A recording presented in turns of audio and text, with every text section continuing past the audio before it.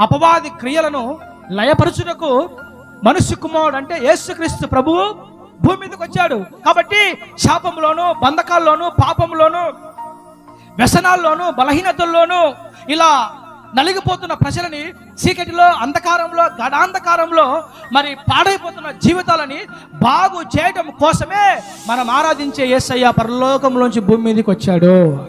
మనం ఆరాధించే మన దేవునికి ఏదైనా సాధ్యమే, సమస్తము సాధ్యమే, ఏదైనా చేయగలడు. ఆయనకు అసాధ్యమైనదంటూ ఏది కూడా ఉండదు. అది దీర్ఘకాలిక రోగమైనా, బలహీనపరిచే దురాత్మలైనా, అవి ఏవైనా కావచ్చు, ఈ లోకంలో కలగజేయబడ్డవి. మన జీవితంలో మన బంధించినవి, మన వ్యసనాలు, మన లోపాలు, మన బలహీనతలు, మన వ్యతిరేకతలు, మన మీద పోరాటం చేసే శక్తులు ఏవైనా కావచ్చు. యేసుక్రీస్తు ప్రత్యక్షమైతే, యేసుక్రీస్తు కలగజేసుకుంటే, యేసుక్రీస్తు మాట్లాడితే, ఆయన దర్శిస్తే బలహీనతల్లోంచి విడుదల.